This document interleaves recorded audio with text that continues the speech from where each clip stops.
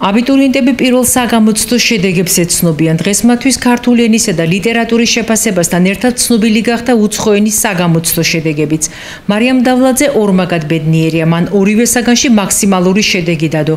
60-დან 60 ქულა ქართულში, 70-დან 70 კი ინგლისურში. ბედნიერი ვარ, იმიტომ რომ ქართულში 60 ქულა უმაღლესი, ინგლისურში 70 ქულა. ვერც გადმოვცემ სიტყვებით.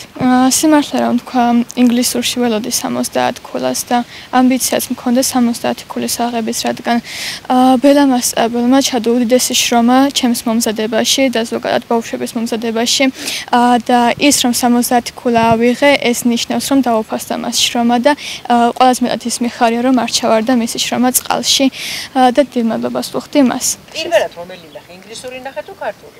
პირველად ქართული და ქართულს არ ველოდი სიმართლე რომ თქვა 60 ქულას და რომ დავინახე ჯერ ავხდი სიხარულით და შემდეგ უკვე ტირილი დავიწყე მომდევნო 10 წუთი. და მე ნახე ინგლისური. კი. და მე ინგლისურშიც რო მაქსიმალური იყო? მე კიდე უფრო აპტიჩი. პირველ ემოციებზე გვესაუბრებიან მაქსიმალური შედეგების მქონე სხვა აბიტურიენტებიც, თუმცა წარმატებულთა რიცხვი გაცილებით მეტია.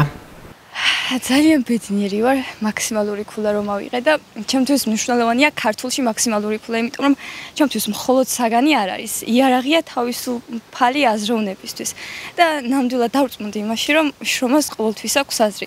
თავიდან შეიძლება გაგიჭირდეს წარე იყოს დაიტანჯო, მაგრამ მე შედეგი იმდენად კბელია, რომ ყველაფერი გავიწყდება და კმაყოფილი ხარ საკუთარი თავით. და რა თქმა უნდა, მადლობას ვუხდი ჩემს მასწავლებელს, საუკეთესოთა შორის საუკეთესოა.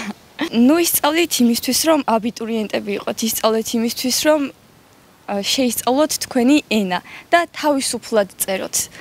ეს ძალიან მნიშვნელოვანია, იმიტომ რომ გამოცდები გადაივლის და აზროვნების უნარი დარჩება სამუდამოდ. ბელა კაპანაძეს ამემზადებოდი 2 წელი ინგლისურ ენაში და კმაყოფილი ვიყავი ჩემი ნამუშევრებით და 70 ქულას ველოდებოდი სიმართლე რომ გითხრათ, იმიტომ რომ თემაზეც ბევრს მუშაობდით, ყოველდღე გვაწერინებდა, სიტყვებზეც კარგად ქონდა ნამუშევარი სავარჯიშოებზეც და თან ნაწერი საკითხები მოვიდა სულ, გავლილი არც ქონდა ბელასთან, არც არაფერი არ იყო უცხო და ძალიან კმაყოფილი ვარ ჩემი შედეგით და გახარებულიც ვარ, იმიტომ რომ ჩვენი შრომა დაგვიფასდა და ბელა მასწავლებელს გავახარეთ და მადლობას ვუხდი აქედანაც ძალიან დიდ.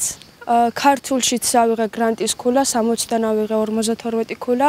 ქართულში დიდად კმაყოფილია ვარ, იმიტომ რომ ნერვიულობის ფონზე ბევრი ქულა დამაკრდა და მაგრამ ვერაფერს ვერ შეცვლით ახლა და ვიცი რომ წინ უფრო კარგი შედეგები გველოდება ყველას.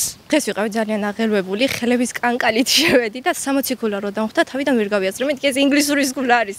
სიმართლე რო გითხრათ 59 როდი, მაგრამ მაინც ძალიან აღთვალებული და ჩაღერვებული და პირველი რაც გავაკეთე იყო რომ დავურეკე ელისო მასწავლებელს.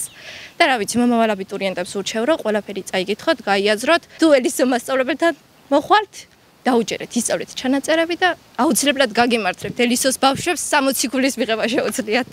სიმართლე რომ გითხრათ, საერთოდ არ ველოდი 70 ქულას, არც იმის ამბიციით არ შევსულვარ, რომ 70 ქულას ავიღებდი, მაგრამ ბელა მასწავლებლის დიდი შრომა და ჩვენი შრომა მართლა დაფასდა და ეს ძალიან სასიხარულოა.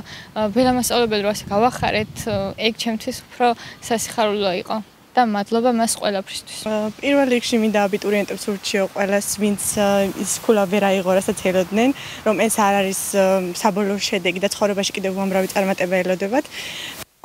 ყველა ჩემ თანატოს მიულოცო ის შედეგი, რომლებიც გახარებულები არიან მათ განსაკუთრებით და ფიქრობ, რომ ჩემი წარმატება დამოკიდებული არის ჩემს რეპეტიტორზე, ქალბატონი სობიაძეზე, რომელიც ყველაფერში, რა ვიცი, გონი ცხოვრების მასწავლებელი უფრო არის, ვიდრე მარტო საგნის და 60 ქულას არ ველოდი, ძალიან შოკირებული ვიყავი, რომ გავიგე.